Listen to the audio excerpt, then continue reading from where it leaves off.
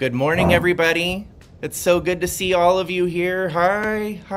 I'm going to pull you guys up onto the screen just so we can see you for a minute before we get started with today's live stream.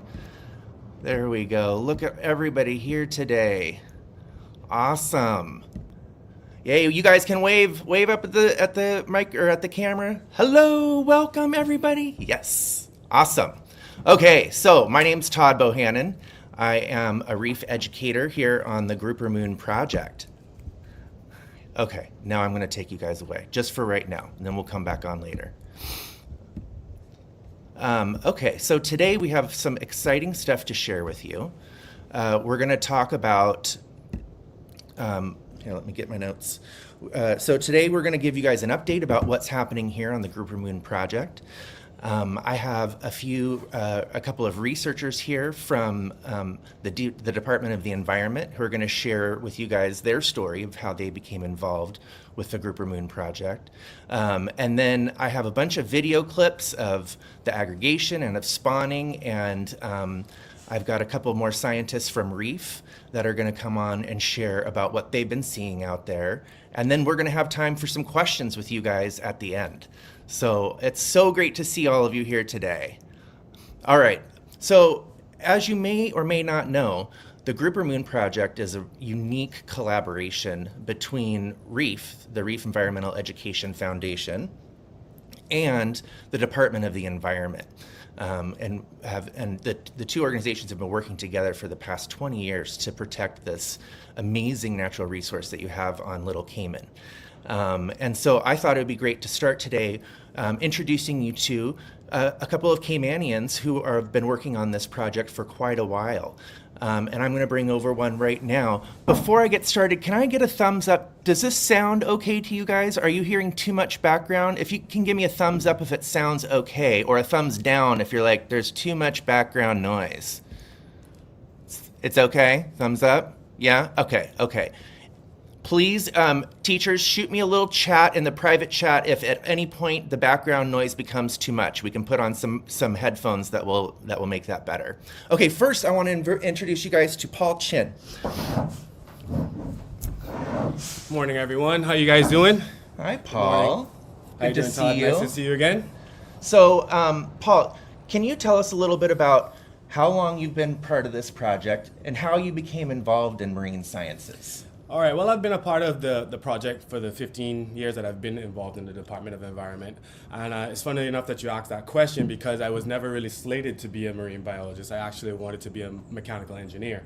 I was away in Hong Kong doing an international baccalaureate where I was. So what is an international baccalaureate? So it's just an international A-level degree that you get. You go to an international school. The school that I went to was a United World College where there's 10 of them across the world. I was fortunate enough to have a scholarship. In Hong Kong? In Hong Kong, yes, wow. Absolutely. And I was part of the World Wildlife Federation data collection team over there. That's where I actually got my certification. It's just one of those scenarios where I grew up with the oceans here and I kind of took it for granted. Sure. And then the minute I didn't have it, I realized that's what I wanted. So collecting data for the World Wildlife Federation, my life took basically a 180 turn where when I went for a dive one day, I saw a pregnant seahorse. And after discovering that the pregnant seahorse is actually male, I realized that things in the ocean are kind of upside down a little bit. Sure. Right, and it's very, very intriguing. So I pursued that career, and I've been doing it ever since. And then when I got to the Department of Environment.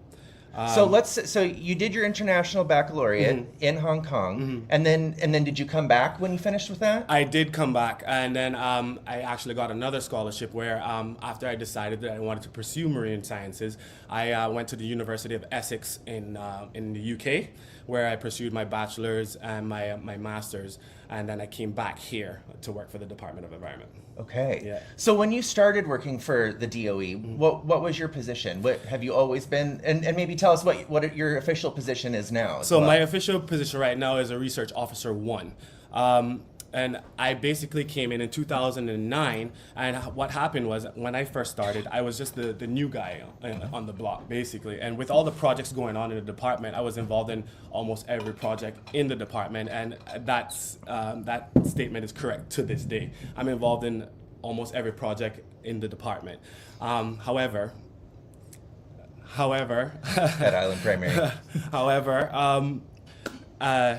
Sorry, I lost my train of thought. Hey guys, I totally interrupted Paul while he was in the middle of telling his story because we just noticed that Paul's nephew is here at Island Primary, and we're just going to say hi to you. Hi, it's so Alex. awesome that you're here. Hi, Alex. I love you, buddy. Okay, so you started off sort of at the bottom at DOE. Correct. And what did that look like? Well, it just meant that you're involved in a lot of projects. You'll be doing a lot of things that some of the higher heads won't necessarily be able to do. Right. Not that they don't want to do it, but it's just that they're busy. So I have my hands dipping in a lot of pots, thankfully. Okay. But more importantly, I would say the ones that I'm heavily involved in would be the Grouper project as well as the Turtle project. With the Turtle project and the Grouper project being my favorite of all of the projects, because every year, even though you start to see the same things over and over, the numbers are increasing, the abundance is increasing. So I feel like I am making a difference. I'm making a change, and it just astounds me every single time. Every year, even though it's the same thing, it just takes my breath away.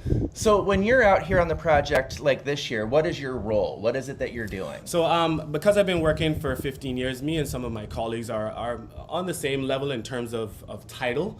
However, I just have a few more years of experience than they do. So my supervisor is actually now beginning to release the reins a little bit to me to start to take over the project and start to schedule things, boating schedules, Nice. diving schedules, giving me a little bit more responsibility. And I like to say that I've taken it very well, and I appreciate the opportunity, and I hope that my colleagues appreciate the fact that I'm doing the job that I'm doing as well. Well, I mean, I've been coming on the project for 14 years, just a little bit less than you. Right. And I mean, I can say for sure that your work on the project has been critical. Thank you. I appreciate that. And everyone appreciates the work that you do here. I only ever hear wonderful things about you, I Paul. appreciate that very much. So, we have a bunch of students here that are watching today who some of them might be thinking about, wow, this could be something I might want to do in the future. Absolutely. Is there anything, a piece of advice or something that you might say to those students that are considering doing what you're doing? Right. Well, they have a very cliche saying that if you love what you do, you don't work a day in your life. Yeah. So for me, that is very accurate. I actually come to work every day, and sometimes it's a very big surprise as to what the day would entail. So if you're going to be a part of this, just make sure that it's something that you're absolutely passionate about and that you put your heart and soul into. It's going to be tough. It's going to be hard work, but you just got to stick to it. Just do whatever preliminary things that you can do to get involved in the program. Do some diving certifications, which would be, as always, great. Having a lot of dives under your belt and having that experience helps with going on to doing these types of jobs. Well, and if I'm right, it sounds like for you the big thing was that experience you had with seahorse. Absolutely. And so absolutely. getting out there, having experience in the water, in that ecosystem is critical, because once you find that passion, then that's what can help drive you through that hard work. Absolutely. So another thing that they could probably do, if it's something that you're sort of on the fence with, you could take some internships, you could take some volunteer work on, and see if that's actually something that you really, really, really enjoy. Just to kind of dip your toe in the pool, hypothetically speaking. So are there positions like that at DOE? Absolutely. So kids, just so you know, we do have a summer intern program at the Department of Environment. I think the age I think is 13 minimum, I believe, but I can get an accurate number for you. But we do have a summer internship program where you guys can come in, get involved in some of the programs. I do believe a lot of the primary schools also have a program where you come in and intern with the Department of Environment just to make sure this is what you like. Tell your teachers, have your teachers reach out to us. We love to have students come in all the time. We take you on for a short stint, maybe a week or two, put you in all the departments of the environment because Department of Environment, because our environment does have subsidiary departments inside of our department. So there's smaller departments within the department. So there's terrestrial, There's And so terrestrial, Marine. is that like birds. birds? Yep. The what is the mastic iguanas. trail? Is Yep. that right? Yeah. Okay. So all of that stuff, like so plants, birds, iguanas. If you're interested in iguanas, I know a lot of you guys. So if you guys are aware, we have 2 different species of endemic iguanas across the 3 islands. So we're very interested in that.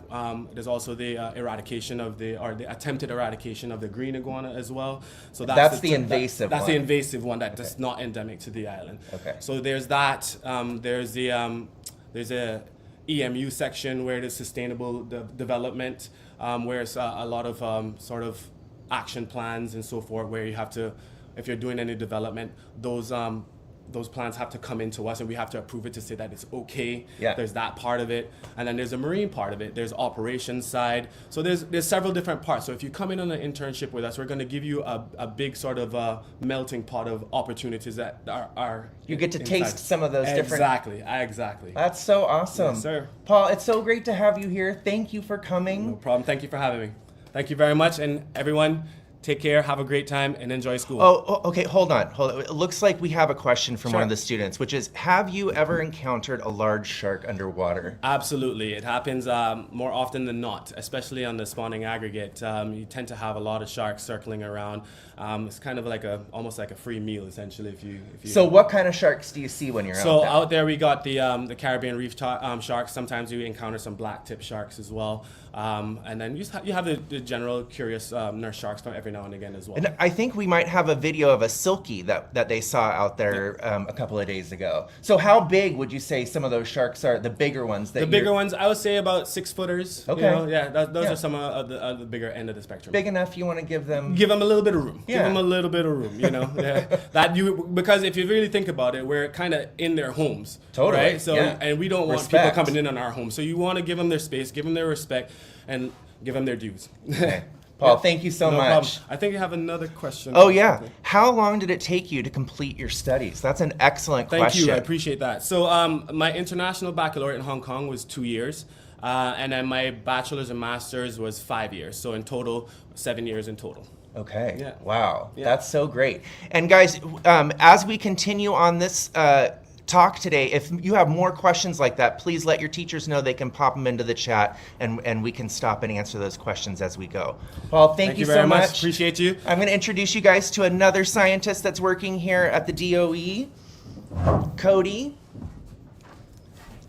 Hi, Cody. Hey, Todd. How are you doing? All right. How are you? Good to see you. See you too. So can you tell See us a you, little bit about how you got started working with the Department of the Environment? So I actually got started working as I did work experience when I was in school. I think it was year 9. Where were you I at school? Came in prep. Cayman Prep, okay. Cayman Prep, Yeah. we've got here. Welcome, Cayman Prep.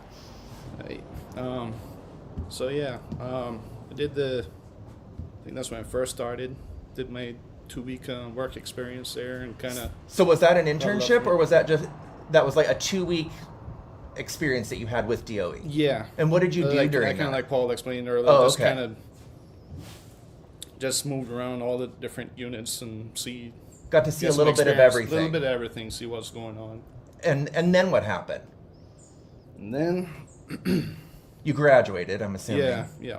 And went And, off. Did you also go off international or did you stay here? No, I went overseas to the University of Tampa. Did my degree in marine biology. In Florida? Yeah. What was that like?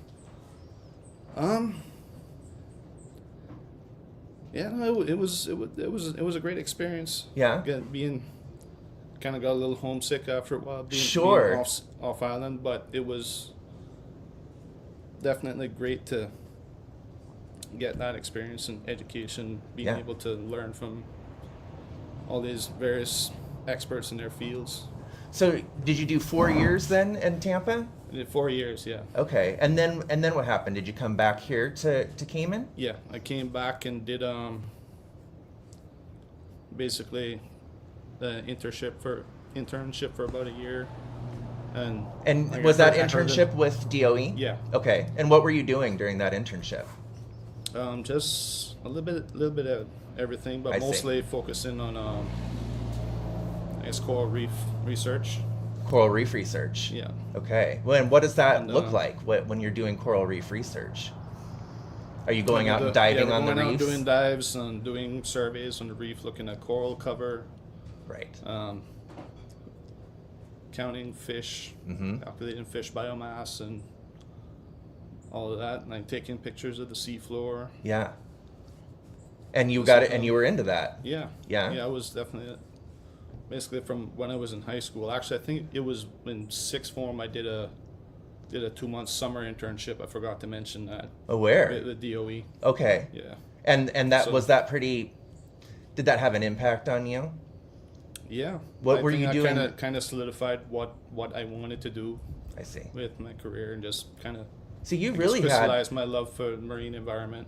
You've really been involved with the DOE Yeah. throughout, from when you were quite young Yeah. all the way. Actually, I got certified to dive at 12 years old, and just You guys, been 12? in love with it ever since. Wow. Yeah, That's actually, amazing. right here in Little Cayman, I got my certification. You did? Yeah, At LCBR yeah, or at LCBR, yeah. Awesome. Beach Resort. Awesome. So that's so cool. So you went off to Tampa. That was 4 years, and then you came back. You did another internship for a year. Is that right? Yeah. And then did that turn then- into a yeah, job? basically, I heard that there was going to be a job opening coming up as a research officer post. And what is a So- research officer? Research officer. Okay, well, like Paul said earlier, we do a number of different projects Okay. throughout the year, Okay. like studying and monitoring the marine environment, looking at overall reef health, Right. like Right. corals and fish, and coral recruitment, the Nassau Grouper spawning aggregation, and I'm not really so much involved in the turtle side of things, but Uh-huh. that's also Part of it. Yeah. And yeah, also we do an annual conch survey where we Where you're Like, going yeah. out and counting conch. count conchs and all the sounds, and try to keep track of the populations there, make sure that everything's still healthy and people still have conchs there to go To and eat. go Right. harvest during open season. Right. Yeah. I mean, so that's really similar to what we've done with the Nassau Grouper, of creating sort of limits and a season when you can catch Nassau to help protect them, so that we can still catch them in the future. Right. Exactly. Yeah. So, what is your role now on the Grouper Moon project?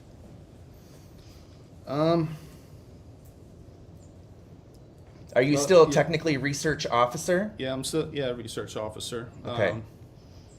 And so when I- you come here, what are the tasks that you typically do? Mostly, what I've been doing is taking a GoPro down and getting these fish faces, basically videoing pictures of, videoing the groupers, and Uh-huh. so we can get pictures from that. Yeah. And so the idea behind that is those images are fed into like a facial recognition software. Kind of Just like eat- the one that you use to open your phone, right? Like Yeah. like that. Okay. Exactly, because each Nassau grouper has its own unique striping pattern, like a fingerprint. Wow. So So even though Yes, they yeah. kind of all look the same, they really are. Each of them is unique. So you're Yeah. you're recording each of their faces. right, exactly. It's a So- fish Facebook. Yeah, it is kind of like that. Fish Facebook, exactly. Wow. And yeah, so I'm yeah, going to throw one of these questions at you that some of these kids asked of Paul. Have you ever encountered any large sharks out there on the aggregation? Yeah, I've seen a few. There's been a lot of large reef sharks I've seen cruising off the wall, Yeah. and there's even witnessed some predation. Which means that they're Unfortunately, actually some going of in the- and eating some yeah, of the I've actually fish. seen them go run up and actually eat a grouper, Yeah. and Yeah, so- that happens, right? Yeah, Well, that's nature. it is. It is. That's part of the deal. It's, So how long have you been working on the Grouper Moon project now? about 10 years actually, at least. Yeah. Maybe more. Yeah, no, I think about 10 years. That's so wonderful. So what would do you have any advice to students that are out there who are considering going into marine biology or wanting to be involved in some way?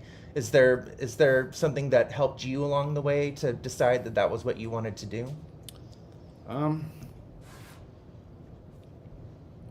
Yeah, I would say, well, first of all, get certified. Get to dive. dive certified. That's very important if you want to work in this field. And also just keep your eye out for any opportunities for internships that come up. Yeah. It sounds like that summer internship was really, impactful for you. Yeah. Okay, so here's a couple of questions. What happens to dead grouper? This is from Miss Christy and Miss Susie's class at CIS. What happens to dead grouper? I think they probably get chewed up by everything that's out there, huh? Yeah, usually. Their dinner. Yeah, usually end up getting eaten. Yeah.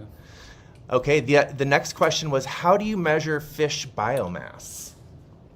And so, what we do is actually, so a brief explanation of that survey. So we go to a site. We do 4 20-meter transects, which basically go along with a big long measuring tape, measure out 20 meters and count every fish that we see, like within is a 2 square meter block, or yeah. Okay. So we count the fish and get size estimates of each fish, Okay. and based on that, we calculate how much, like, with the numbers of the fish and if you know the numbers of the fish and the sizes, you can get an idea of the overall mass of fish, and it's like kind of broken down into different species categories like predators and herbivores, Right. and Awesome. all of that. Great question. All right. Well, thank you so much for coming and talking to us. It was really great to see you. Thank you for having me. And you guys, why don't you give Cody a wave there? Yeah. Awesome. Cody, thank you so much for joining us. Thank Wonderful. All right, you guys.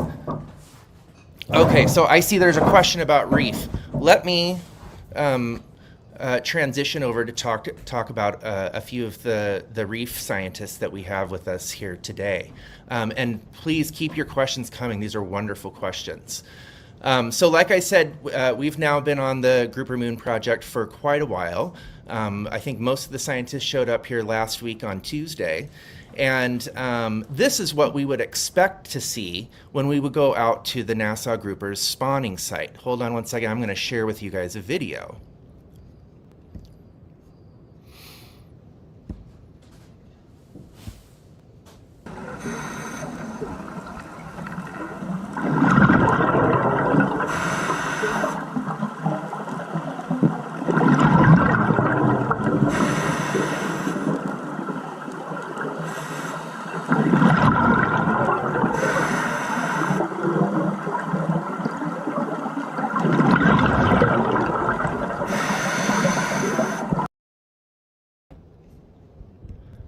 Okay, so that was the spawning aggregation site filled with thousands of Nassau Grouper.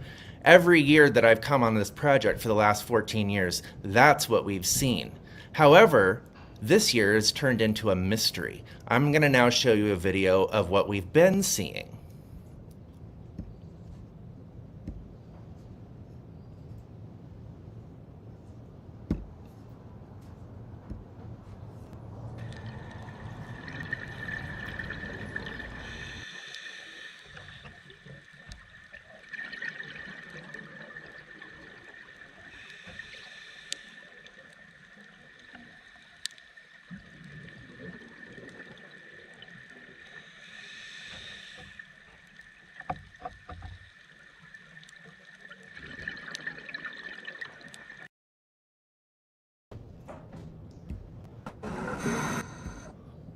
Okay, so as you can tell, it looks a little bit different this year than what we're used to. I'm going to introduce you guys to one of the primary scientists on the project, Dr. Christy Pattengill-Semens, who is going to talk a little bit about what we've been seeing and what we're doing on the Grouper Moon project this year. Christy, welcome. Hi, thanks, Todd. How are Hi, you? everybody. How are you doing? Yeah, really good. Okay. A little mystified. Yeah. Yeah, like you said, it is a mystery. So why don't you give us a little update? When did you guys get here, and what have you been doing so far? So we are a full team. We, as Todd was explaining, we've got a great collaborative team of folks that come over from Grand Cayman, from Cayman Brac, some folks that live here. So our Department of Environment colleagues, and then about 13 of us came from different states in the U.S., and we all arrived about a week ago. Okay. So yeah, we've been here a little over a week, and I guess a week today, actually, and that was the day before full moon, and that's what we've been doing. We Right. usually will get here right around full moon and get out there, and would have expected a lot more fish. And so typically when you guys get here, you go out with the research divers, and what does your day look like? Right. Yeah. So we usually will schedule 3 dives a day. We'll have a first thing in the morning dive, kind of a midday dive, and then right around at sunset dive. Okay. And the reason we do that during the day, we're doing those fish faces that Paul talked about and Cody talked about, and that we want a lot of light. And during the day, usually the fish are kind of hanging out on the bottom. You guys have probably learned about the cleaning stations, so they spend a lot of time at the cleaning stations. They spend a lot of time kind of interacting with each other and doing behaviors, kind of getting ready. So it's let's pause, and I'm going to show you a couple of videos of exactly what Christy's talking about.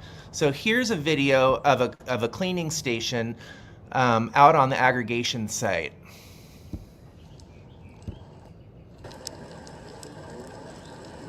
So you can see they're all surrounding these barrel sponges, right?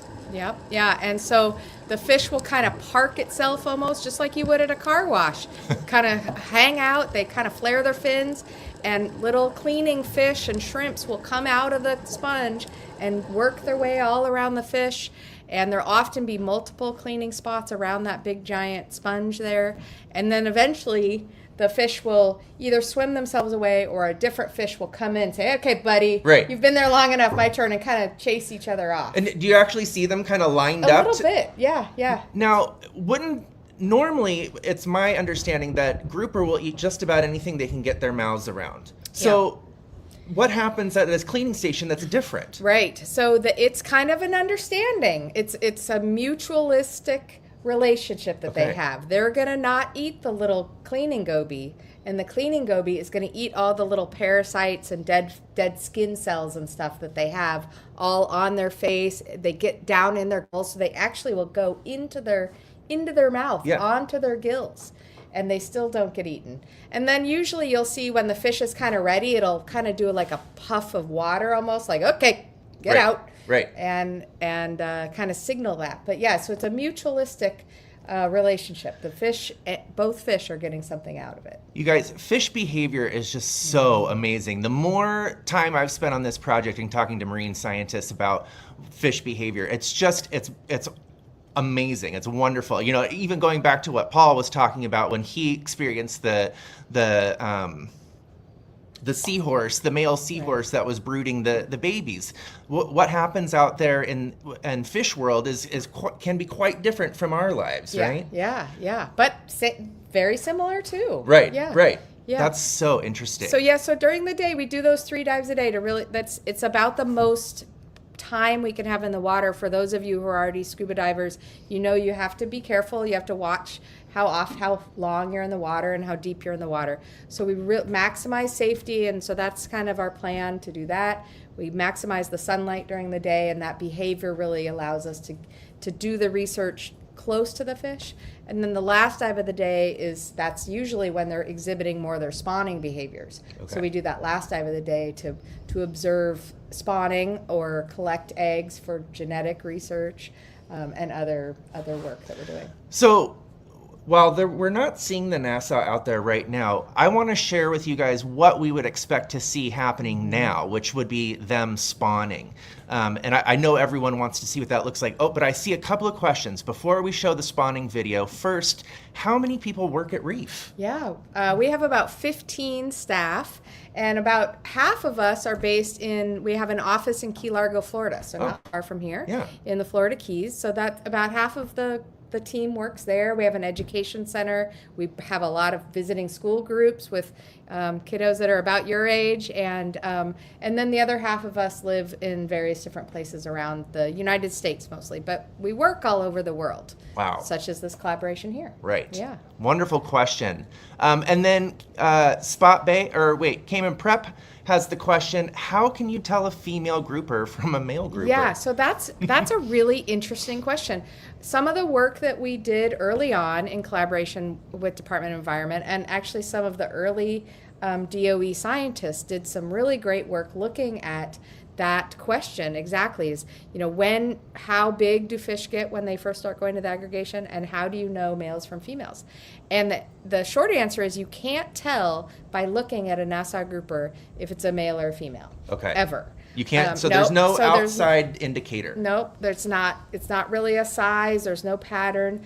At the aggregation, you guys probably know, and you'll see when you see the video, that there's 4 color patterns that we see. There's the regular, brown and white. When you see a normal Nassau grouper, that's the regular barred pattern. And that's how you see them on the reef. Right. We'll see that at the spawning aggregation also, but we also see 3 other colors. We'll see a dark phase, a kind of a white belly phase, and then this tuxedo bicolor phase. And those are really, we think, because Nassau grouper are very territorial. Normally, they don't live amongst each other during the normal time of year. And we think those colors are really to kind of show everybody, like, okay, yeah, we're here, we're doing this thing, and we're not going to fight about it. So it's a communication tool as well. So they use their color as camouflage Yeah. to blend in with the reef, but they also use their color changing abilities like an octopus to communicate with each other. Exactly. And the one thing we do know is that you'll see in the video that Todd's going to show in a second, when we know that right before spawning is going to happen, almost the entire aggregation turns into that tuxedo. Okay. So it's kind of the signal, like, now's the time. And then during the actual spawning rushes, you'll see usually there's one dark individual that's kind of leading the pack, and a bunch of bicolors are following. At that moment, that leading dark fish is a female. Okay. But that doesn't mean that all dark fish are females. It just, when that's happening, that leading dark fish is a female. All the others, the bicolors, are mostly males. Okay. Yeah. Hey guys, let's take a look at exactly what Christy's talking about. Hold on one second. I'm going to pull up a couple of videos of actual spawning that we took last year.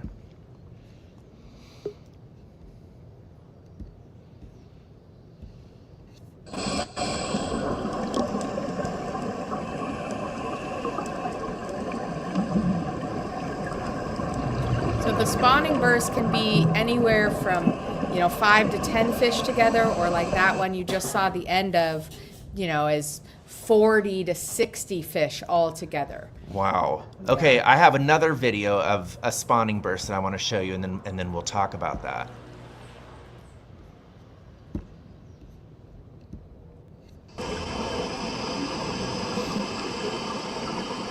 So you can see them going up into the water column.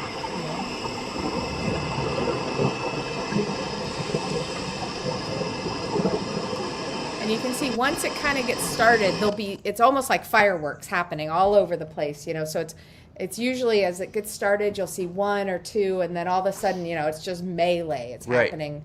And it looks those videos look a little bit darker than the ones that I was showing before. So when is this happening? Yeah, it's right at sunset, essentially. So it's usually about a half hour before sunset. We usually, for safety purposes, get out of the water right when it's basically getting dark. But we have done some studies in the past where we've left divers in with specialized equipment, and we know that they do continue a little bit after sunset, but then by the time it's really dark, they all settle down. So it's a pretty small little window. But yeah, so Wow. early on, if they start spawning at 30 minutes before sunset, there'll still be more light in the water. Why do you think they spawn at that time? That's, probably for predation. So predators that might come Yeah. to eat them. Eat them and their eggs. I So see. egg predation. Okay. So we do see big schools of scad, mackerel scad, and barjack, and other rainbow runner will come in and eat the eggs as during the spawning. But to minimize that, we think that's partly, and then also predation on the fish themselves. So what is it about that sunset time that protects the eggs? Well, as it gets, those are all visual hunters. Okay. So they're, if as it gets dark, they're not Right. hunting. They can't see. So the that's eggs. not the ideal conditions for either the diurnal or the nocturnal Right. fish. I see. Exactly. Yeah. Awesome. So I see a couple more questions. How often do groupers visit those cleaning stations? Well, during the spawning season, when they're out there at that site, they're there a lot. They go often. And after, when the fish leave the spawning site and go back to their home reefs, they spend a lot of time cleaning because they don't really feed when they're out there. They're not feeding. They're using a lot of energy. More than they would typically. Yes, a lot of energy. Really, by the time they get back, they're Tired. They're tired. They're in a rough shape. So they're really susceptible to being infested with parasites at that time. So it's really important for them to get cleaned often. But during the regular, at a regular time at their home reef, they still will get cleaned. There's cleaning happening all the time, like Yeah. we saw probably on the Right. live feed the other day. Exactly. I mean, almost every time that I go out on a reef dive here, not on the aggregation, I always will find a cleaning station where fish are getting cleaned. And it's not just the Nassau that are getting cleaned. Other fish. Oh yeah, no, and even little fish Right. get cleaned by littler fish. That's amazing. So roughly how many grouper have you counted this year, Christy? Yeah. There's, I would say that there's probably generously maybe 400, 300. Okay. We did have a team of our researchers come last month with DOE divers. Because this is, the full moon was last week, which is kind of in the middle of the month. We know that so we call those split moon years, where it is always a little weird anyway during split moon years. Not all the fish go, and it is a little different. So that's when. So if the full moon happens earlier in the month, Yeah. then they're gonna spawn in January earlier in the month, it would be February. or February. Yeah. And if it's late in the month, like January 27th, 28th, 29th, it's going to be that January moon. I see. So it has to do with how many days after the winter solstice that the full moons are. And so when it does land in that weird spot, we're not so sure. It could Right. be January, it could be February. So you're sending Yeah, divers out both So times. we had a team out here last month, and they saw about 2,000 fish last month. So that's not as many as you would expect in a full regular year, but certainly more than we're seeing this month. And were they spawning? No spawning was documented. Okay. But, it was a smaller team. They're sneaky, those fish. Yeah. Nature is funny. Yeah. So the next question we have from CIS is, when was the spawning site in Little Cayman discovered and how? Well, that's a great question. So you all probably have heard, if you talk to your grandparents or your parents, there used to be 7 spawning aggregations, I think, around the 3 islands. 3 or 4 on Grand Cayman, 2 here on Little Cayman, and 2 on Cayman Brac. And those spawning aggregations were around for a long time, and people knew about them and fished them. Over time, those aggregations started to dwindle in size. They were over harvested. It's very easy to, all the fish from one island are in one place for about 10 days. So it's easy to make those collapse, and that is what happened. And that's not just here, that was all over the Caribbean. Right. But the really neat thing about here is that this one, where we're studying right now off the end of Little Cayman, in 2001, some fishermen from Cayman Brac probably were just passing through and happened to catch many Nassau Grouper and realized that aggregation had rebuilt itself over the years because people had kind of stopped fishing them and it had enough time to rebuild. So they realized they found, well, we call it a spag, but I think it's also called a grouper hole. Grouper hole, yeah. And so that grouper hole was basically rediscovered because that used to be, so it's not that it was a new but it hadn't been happening in a long time. So I that see. rediscovery in 2001 ultimately ended up bringing about Grouper Moon Project, this collaboration, because we wanted to find out, because there were so few spawning aggregations left anywhere in the Caribbean. And the fact that the Cayman government and the local fishermen and everyone came together to enable the protection of the spawning aggregation. So fishing for Nassau Grouper the rest of the year is allowed, and let them reproduce. That simple, not so simple, but act has led to this aggregation here is the largest known aggregation anywhere in the Caribbean by Anywhere in the world. anywhere in the world. Yep. By a lot. We think this population has about 9,000 Nassau Grouper, 8,000. The largest next one is, a couple thousand maybe. Right. In other places. So And there's really also, what I've heard is that as this aggregation has increased and as we've put protections in place for the Nassau, that the aggregation on the Brack has also been growing. Absolutely. The aggregation, the population on the Brack has been growing, and that's being reflected by people's experiences other times of the year, Right. seeing that they can actually catch Nassau Grouper again, whereas the populations had dwindled pretty low That they were hardly Yeah. being caught. because it is the only time when they reproduce. So it's really important to protect that 10-day window. Okay.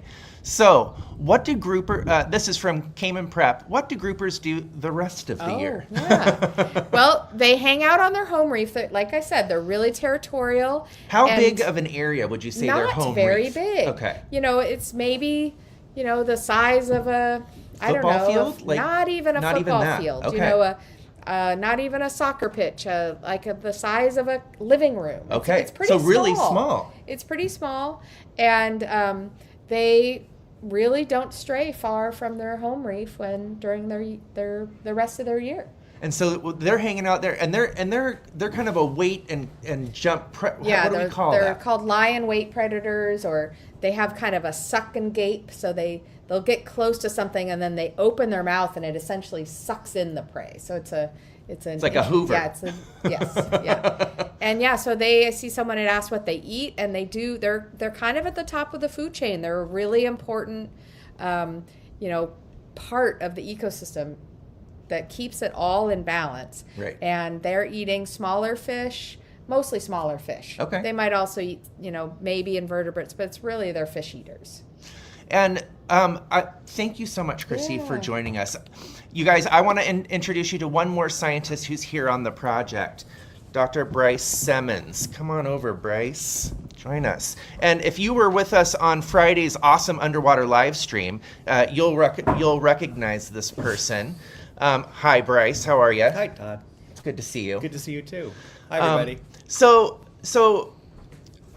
first, can you tell us what your role is on this position or on this project, and then we're going to answer some more of these questions that are coming up. Sure. Yeah. So I'm one of the lead scientists for the project. So we work, as you said before, we work closely with the Cayman Islands government. We work closely with scientists from the REEF Environmental Education Foundation, and then we have scientists from different academic institutions that are also participating in the project. My day job, my role normally throughout the rest of the year is I'm a professor at Scripps Institution of Oceanography, which is at UC San Diego, University of California. San California. Diego. Yeah. And but in the winters, Every I come year. down here and I get to participate in this project and with the Cayman Islands government help to create science that manages this population of fishes so that it's sustainable. So it's long term. So there's fish for people to see, fish for people to catch, Right. and fish for the ecosystem to perform the way it's supposed to perform. So that's so interesting. Brice has been here. He was actually one of the researchers that was here last month and saw several thousand fish out there, right? Yeah. So this is the reality of field science, that things can and often do change and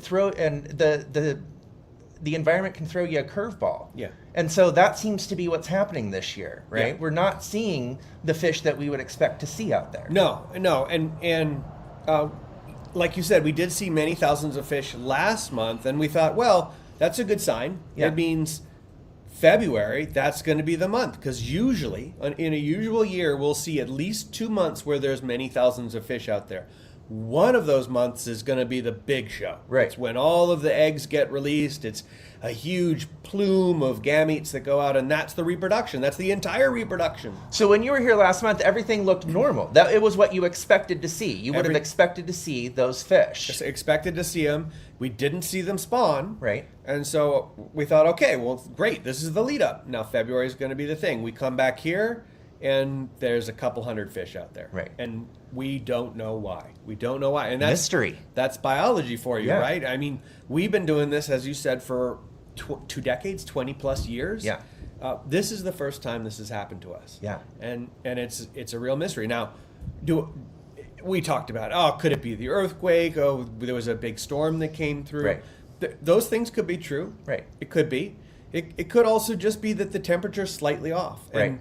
And those are the sorts of questions, hypotheses that we as scientists, you guys are, if you have that hypothesis in your brain right now, if you're thinking to yourself, why do I think it is that they're not seeing the fish out there? You are doing science, right? You're coming up with a hypothesis, and then the next step is to figure out how to test that hypothesis. How can we evaluate it? How can we collect data? Right. To help answer the question. So when you're thinking about these things and you see these strange activities or these strange events happening and you think to yourself, why? Right. That's science. And we do the same thing that you guys are doing right now. And I posted on Friday a post on the Grouper Moon blog, and I encourage you to go visit it with your teachers and your whole class. The last blog post I put was explaining what's going on and asking if you guys have some ideas, your own theories or hypotheses about what's going on. And if you have some, you can put that comment onto the blog post, and I will bring your hypotheses to the scientists that are working on the project, and then I'll let you know what they say, which is pretty awesome. So you guys are part of this project and a really important part of this project. And there are no bad hypotheses. This is the thing about science is if you want to be objective, if you want to be a good scientist, you have to consider everything. Right. Yeah. So one of the questions that comes up a lot when we do this project is, how do you count all those fish? Fish have got to be difficult to count. It's not like when I have my students in the classroom and I can just, 1, 2, 3, go around the circle and I've got attendance for my class. Right. How have you guys traditionally been able to count them? Yeah, so early on in the project, when there were just maybe 1,000 fish, we did do the counting. And it was okay. It wasn't great, but we could kind of keep a handle on it. Okay.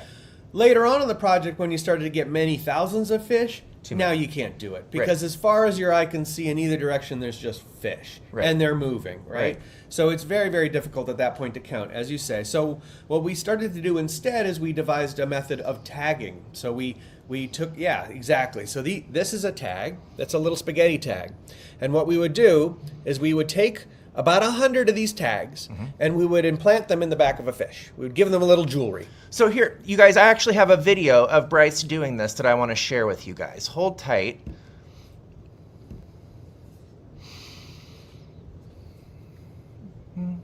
Where is it?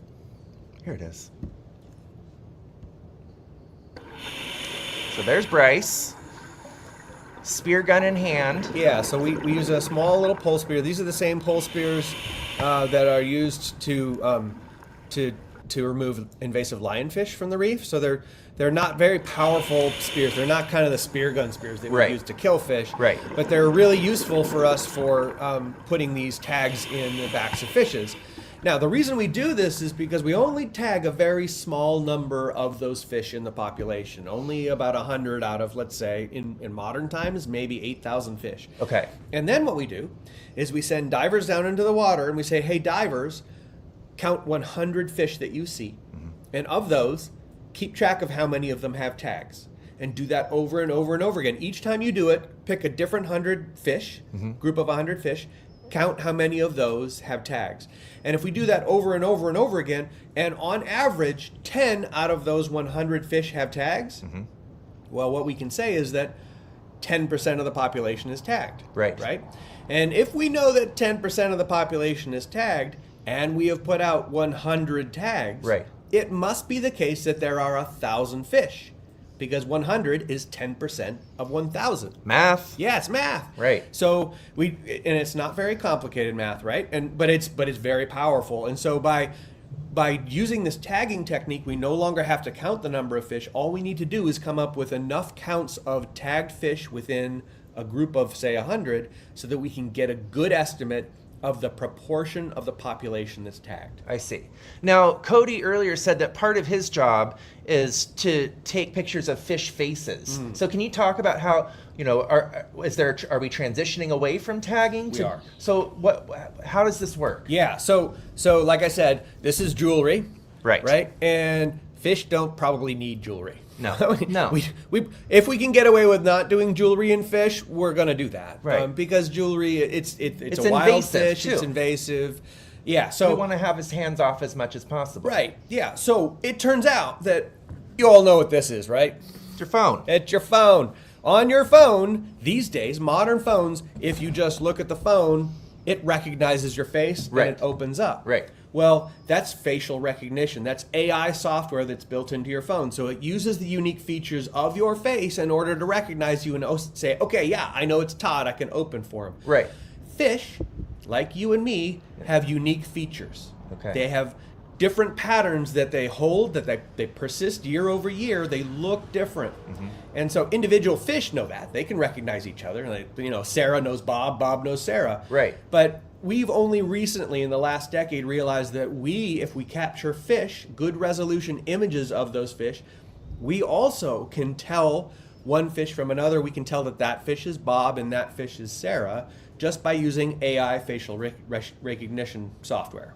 So this year there was actually no plan to do any tagging. No, it's working so well now that instead of doing the jewelry, we now just go down with a whole bunch of cameras. Yeah. And we just send a big team of divers down, and all of those divers are doing is they're using the cameras, getting images of the sides of those fishes with all of their patterns. Okay. And then afterwards, we take all of that video back, we pull out individual images of fish from those videos, and we use AI pattern matching software to keep track of individuals across days, across dives, across seasons. We've seen the same fish, the same individual fish, 8 years apart. Wow. So they showed up one time, and then 8 years later, you saw that same fish come back. Exactly. And for sure, it was the same fish, because you can tell the patterns are very, very clear. So even as they grow, that pattern that unique pattern it stays. As they grow. Yeah. And what's really cool is you see a fish that's 8 years apart, right? And they have the same patterns like you and me, but they get old looking. They get like liver spots. I mean, you could tell it's an old fish, right? But it still has the same, it's me, even though I don't look like I did when I was 20. Right. It's that same thing. We can actually see that on the fish, which is really cool. And That's awesome. Because we can track individual fish over years and years, now we have not only natural tags like this that can allow us to do that mark recapture estimation, but I have additional information, because I now know not only is that fish tagged yes or no, but I know that fish is Bob, and Bob grew 10 centimeters in the last 5 years, and Bob only comes in January, not February. We can have all of this unique information to an individual, which allows us to get very powerful information about the demographic process or the key features of a population, like births and deaths and growth. All of those things are really powerful pieces of information for understanding how a population changes, ebbs and flows through time. Interesting. That's so amazing. You guys, we've got time for some questions now, and I see a bunch of them coming up on the chat here. So the first one I see, how many, so this is from Island Primary, how many spawnings have you seen at one time? Oh, well, in terms of spawning events where a female goes up and releases her eggs at the same time, in previous years, now not this year, because we haven't seen it that yet, but in previous years, on nights when peak spawning is happening, we call it peak spawning. That's the night when most of the spawning happens. Most of the, as far as you can see in any direction along the wall, it'll be going off like fireworks. Wow. It's like watching the 4th of July. So just dozens of bursts that are happening. Maybe hundreds. Wow. Yeah, all at the same time. In fact, on those evenings, when you get late at night, we'll start a dive and the visibility will be, let's say, 100 feet, 30 meters. So you can see like 100 feet in front of you. Way far. Right. After they really get going and spawning, there's so much spawn, so much eggs in the water, so much gametes in the water, so much reproduction that the water gets gets opaque. You can't even see through it. It's like a smoke screen. So by the end, you can't really see much further than right in front of your face. If you get out into where the fish are, we think that's actually adaptive. We think that they intentionally, one of the reasons why they get together in these huge schools and all do this at once is because you don't want to get eaten by sharks. Right. And there are a lot of sharks out there. So it's like visually confusing for predators. Yeah, if you're all doing it at the same time, well, you create your own smoke screen. You create your own habitat that you can spawn into, and be protected from the visual cues. So kind of like a sharks bait use. ball, like fish getting together in a big group to help protect themselves from predators. Yeah, and then all at the same time releasing a smoke screen so that the predators can't see them. That's amazing. Yeah. Great question. Next question from Island Primary is, how many types of grouper are there? Gosh, worldwide, there's maybe I would guess 60 to 100 different types of species of grouper. In the Caribbean, the big grouper, like let's say in the Cayman Islands, we have Nassau Grouper, of course. The really big one, which is a Goliath grouper, those can get to be like 600 pounds. They're huge. Wow. Not very common though. No. Then we've got yellowfin and black and red hine. That goes 5. And then we've got smaller grouper like Graysby and Coney. That's 6, 7. So around 10 species of grouper in the Caymans. And you actually last night went out and saw some of the tiger grouper out there spawning. Tiger, yes. Tiger. So tiger grouper, yellowfin, Nassau, black, red hine, they all spawn out there about the same time. Wow. And so tiger grouper right now, they didn't get the memo that they weren't supposed to show up. So they're there. So that's crazy, right? Like that's again something totally unexpected. Yeah. That you would have thought maybe, well, if the Nassau aren't going to spawn, maybe the other grouper aren't going to spawn either. But they're actually out there like they normally would. Yeah, yeah. Mystery. And tiger grouper reproduce totally differently. The males go out there and they set up territories, and they're big and they're kind of ugly and they got snaggle teeth, and they fight each other for their little territories. And then the females get in the middle of all those male territories, right in the center, and there'll be a patch of like 20 females kind of hanging out. The males are fighting all around the outside. And every once in a while, a female will choose a male and go off and spawn in just a single spawn. Yeah. And then all the other males will try and attack and fight, and then they'll just go back to their corners. And it's like watching a wrestling match. Wow. Yeah, Wow. Really cool. Wonderful. Okay, so I see another question. How can you tell if the groupers are pregnant? So when the females have eggs in their ovaries, they when it's time for them to release those eggs, about 24 hours beforehand, they will do what's called hydrating those eggs. And essentially what it means is they inflate those eggs so that they're ready to go. They're nice and tense. They're perfectly round, and they're ready to be released. When that happens, their bellies swell to ridiculous proportions. They look as if somebody made them swallow a bowling ball. And they actually... their bellies actually get huge. Right. Huge. And they get stretch marks. Okay. The big females will actually get stretch marks. So it looks very uncomfortable. Yeah. But that's how often we know, okay, spawning's about to happen, because you see these big bowling ball belly females lying on the bottom, just lolling around. Right. Clearly uncomfortable and ready to release their eggs. Wow. Yeah. Okay. That's so interesting. All right, next question. Do you track sites in other countries? Could the grouper be spawning somewhere else? That's a great question. When we first started this project, one of the prevailing theories was that most of the fish that are showing up at this aggregation are in fact from other islands all around the Caribbean. And that relatively few were from the islands, the Cayman Islands. Okay. What we found from doing tagging work, where we used electronic tags that allow us to actually track the movements of these fish around all 3 of the islands, Grand Cayman, Cayman Brac, and Little Cayman. We've done this for almost a decade now. Mm-hmm. We've tagged many hundreds of fish with these electronic tags. Not one of them has ever left an island. So they're all from here. They're all from here. They don't leave islands. And what's more, every single Nassau grouper that we had tagged all around Little Cayman, including all the way at the east end, comes to the west end to spawn. They all go to that one place. Over on Brac, every fish around the island, regardless of where we tagged it, including on the west end of Brac, they all go to the east end of Cayman Brac to spawn, and nowhere else. Yeah, so these aggregation sites, east end of Brac, west end of Little, they are the only place where reproductive behaviors, where reproduction happens. Okay. During the entire year, and only in that location for the entire island. So those are really special spots. Special spots. Okay. Yeah. Great. Okay, so we have another question from Edna Moyle Primary School. Great questions, you guys. What would happen if there were no more Nassau Grouper? Yeah, I mean, in a lot of places in the Caribbean, there aren't. There in a lot of places. I mean, you guys are lucky. You guys are lucky that you have a large population of the species, because most places no longer do. There are very few places left that have a reasonable population of Nassau Grouper. And like Dr. Christy Pattengill said, this place is a beacon of hope for the rest of the What you have here is special because you have managed to do something that almost no place else has managed to do, which is rebuild a population of Nassau Grouper to very large numbers. Right. What happens when they all go away? Now, it's hard to say. What we do know for sure is that most places in the Caribbean, the reefs are not doing well. And I think it's fair to say that a large reason why is because we've removed a lot of the top animals from these reef ecosystems. Guess which is a top animal in a reef ecosystem? Nassau Grouper's got to be up there. Sure. It's important. It's an important species for healthy, functioning coral reefs. And for that reason, it's important that we keep them around. And something that I talk about in some of the education work that we do is that these apex predators, like Nassau, they help control the health of the fish populations beneath them, because they will often eat the sick and the weak, leaving only the strongest to reproduce, creating healthier, stronger populations of fish beneath them. Yeah, I think that's true of all ecosystems. Okay. I think like top predators are important for that reason.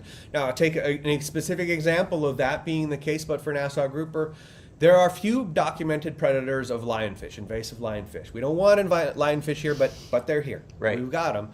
So best thing to do, we can put people in the water to go hunt them, but it's not a long-term solution. What we really want is for nature to take care of it.